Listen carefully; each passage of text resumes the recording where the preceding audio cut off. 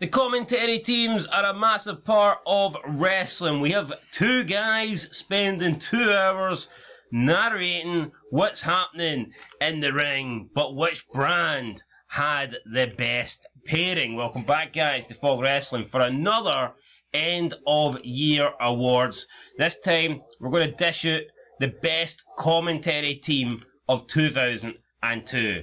Does it belong to Raw's King and Jim Ross, or does it belong to SmackDown's Taz and Michael Cole? Well, the votes are in, it's unanimous, and unlike the best brand, this one wasn't close. 89% for Jerry the King Lawler and Jim Ross, 11% for Taz and Michael Cole. I would say it's pretty fair, even though I think this makes Taz and Michael Cole look like a worse pairing than they actually are. But I would have been okay with this being 100% King and Jim Ross, because I just don't really see any way that I can accept somebody saying that Taz and Michael Cole are the better pairing. And it's not because I think they're bad. I don't. I think if you're looking at, if you had to rank all the best commentary teams in wrestling, I would say Taz and Michael Cole are definitely top 10 ever. Yeah, if you rate them out of 10, it's like an 8.5. Yeah, I think they're very good. But we're talking, in my opinion, Jim Ross and Jerry the King Lawler aren't the best commentary team of 2002. They're the best commentary team of all time. Yeah. And that's my opinion. I think that's most people's opinion. Therefore, I find it hard to give Taz and Michael Cole 11%, but would you? They've got the best rapport, they've got the best, I mean, everything about it's the best. You know, they play off each other brilliantly. Yeah, I could not dream of a better partnership. I think Ross and Heyman's probably second for me, but I think I just played so well into the invasion. And even when the end, King comes straight back out, it was perfect. Yeah, it was perfect. I know obviously there was behind the scenes stuff with the cat. You sort of needed Heyman there to be the representative, so that you were getting like a fair... Yep.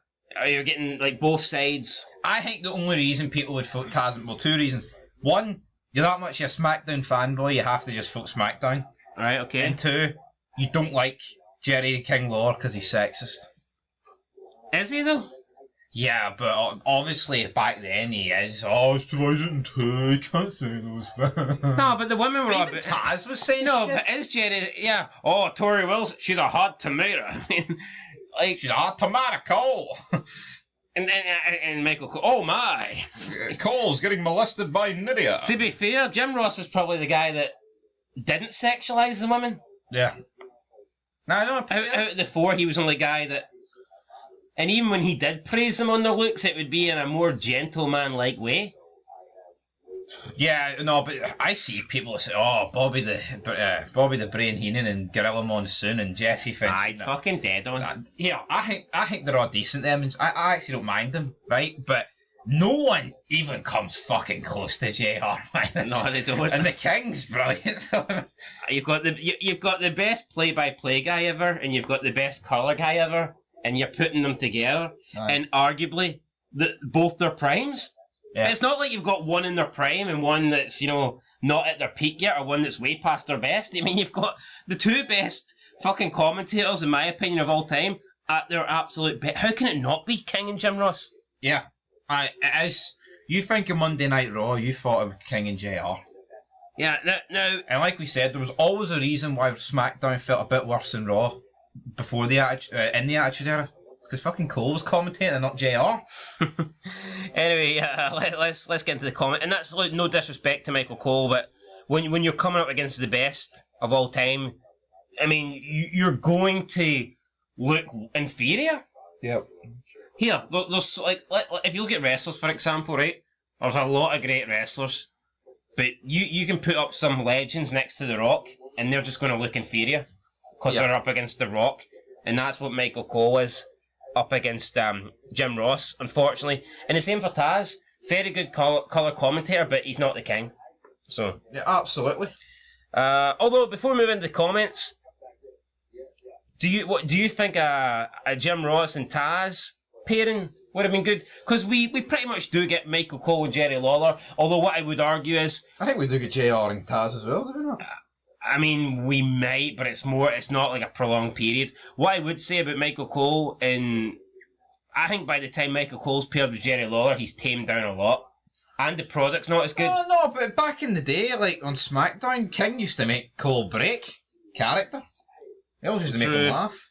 But I don't think we ever really got Taz and Jim Ross. No. I don't remember it for a prolonged period.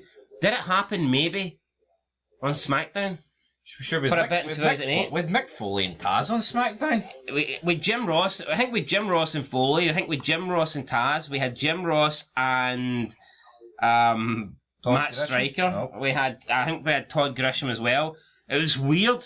SmackDown, after the brand split draft in 2008, SmackDown for the next 2 years must have went through about 6 or 7 at least different commentary teams. Yeah. But it is what it is. Anyway, let's get into the comments. Danny Mal said, right now my favourite commentary team is Michael Cole and Pat McAfee, but my favourite team ever was Gorilla Monsoon and Bobby Heenan. I know your role, mate. Well, I mean, right now, you've only got 2 teams to... Well, I guess you've got more than 2 teams if you count the other companies, but I think right now, anyone who says Michael Cole and Pat McAfee isn't the best commentary team is smoking crack. Yep. As good as JR is, AEW is shite, and I don't blame him for sounding depressed. He only does pay-per-views. So, I mean... Yeah, I know, but come on, man. In the paper, yeah, he's not really there, is he? What's this? We've got another comment, and we've kind of just went off the board, so... We've went off the board. Right, we're back. AJN said XV1 says, 2 great commentary teams that made the shows feel really different to one another. I agree with that, and I like that. I don't think... Taz and Michael Cole are different, but I don't think you want them to be JR and Jim Ross. See if Taz and Michael Cole are going to try and be Jim Ross and King, then why not just have Jim Ross and King do both shows? Exactly. I want there to be a difference. There should be a difference. And I think that does give the brands a different feel. Yeah. And I like that. It does feel like a brand split when you've got 2 hours of different commentary teams giving you a different perspective of the show. I don't want Taz to necessarily copy whatever King's doing, and I don't want Michael Cole to copy what JR's doing. So, like, I agree, not dissing Taz and Cole at all. I do think they're a very good commentary team. Someone has to be second best. Yeah, Night Porter says Cole sucks. You know what? I think we've all went through... I would say that everyone has went through at least a period of wrestling hating on Michael Cole. Yep. But I think it was unfair. The fact of the matter is, he took over as the number 1 man. He took over as the head commentator of WWE, and it just happened to be at the same time where the product was drastically changing. So not only are people upset that they're losing Jim Ross, but Michael Cole is now also commentating on a product that just is nowhere near as good as it used to be. Yeah. And I think that's a big factor in it. No. And that is... And he's just going to be a scapegoat. I remember not even hating Cole, but it's like, oh, the only good thing he's done is that heel run, but you listen back, he's done a lot of good shit. In the dog poop. Anyway, and the last comment, Brandon Morgan says, King and JR, but I like both a lot better than now. I feel like WWE lost the idea of how to do brand splits, and they did. I think if you can't do a good brand split, is there any point in doing one at all? No. It's like doing the splits. If you can't do it, don't fucking do it. If you can't do it, don't do it. Probably just going to hurt yourself. Anyway, guys, that's it. We'll catch you in the next one. Till then, peace.